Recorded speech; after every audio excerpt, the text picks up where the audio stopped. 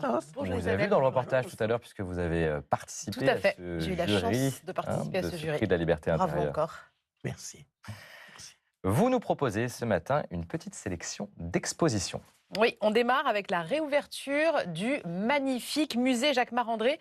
Alors, après un an de travaux, eh bien, ce musée vient d'ouvrir ses portes avec une exposition fabuleuse aux parfums italiens. Alors, si vous ne pouvez pas aller à Rome, ne vous inquiétez pas, c'est la peinture italienne qui vient à vous avec cette expo chef-d'œuvre de la Galerie Borghese. Une quarantaine d'œuvres de la célèbre galerie romaine sont exposées donc en ce moment même dans ce beau musée du 8e arrondissement. Ce sont des artistes majeurs de la Renaissance et de la période baroque qui sont très rarement prêtés à l'étranger. En fait, c'est la collection du cardinal Scipion Borghese qui l'avait réunie au XVIIe siècle. Je vous propose de regarder ça en images.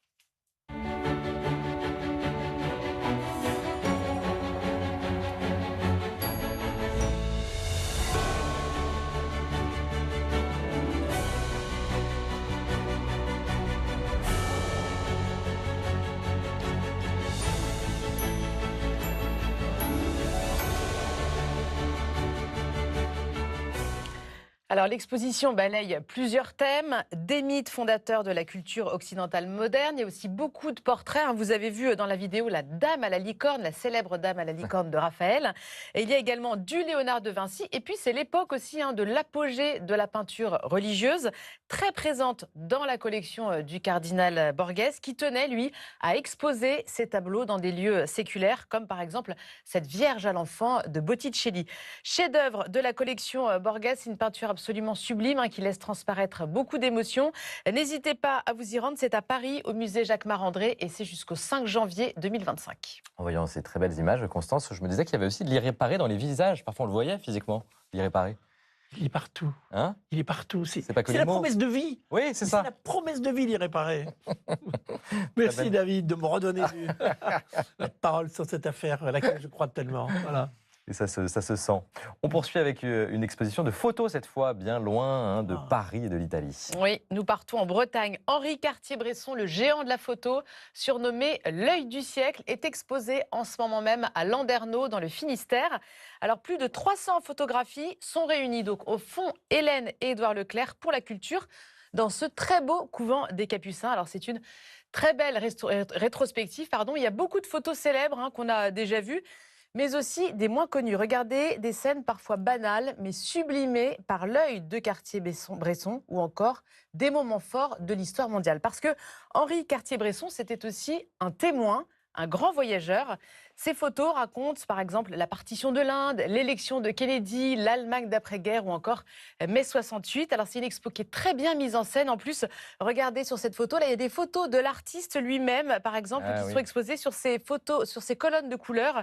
Et puis il y a également plusieurs vidéos où on peut voir Henri Cartier-Bresson exercer son art et on constate qu'il est toujours en mouvement. Alors ce qui est fou dans cette expo, c'est de voir justement l'ampleur et la diversité de son œuvre.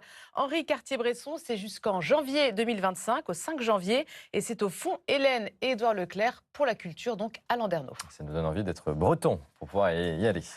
Et on poursuit avec le patrimoine, avec une nouveauté cette année, Constance, puisque désormais, chaque dimanche, vous nous emmenez à la découverte de pépites de notre patrimoine religieux, avec chaque mois un thème. Au mois de septembre, nous parlons de la prédication, Constance. Exactement. Alors pour en parler, je vous emmène dans le Morbihan, en Bretagne, au sanctuaire Sainte-Anne d'Auray, au lieu de pèlerinage. Des lieux où la prédication a une place très importante, à tel point qu'à Sainte-Anne, une chaire extérieure spectaculaire a été édifiée, une tribune qui permet aux prêtres de s'adresser aux fidèles.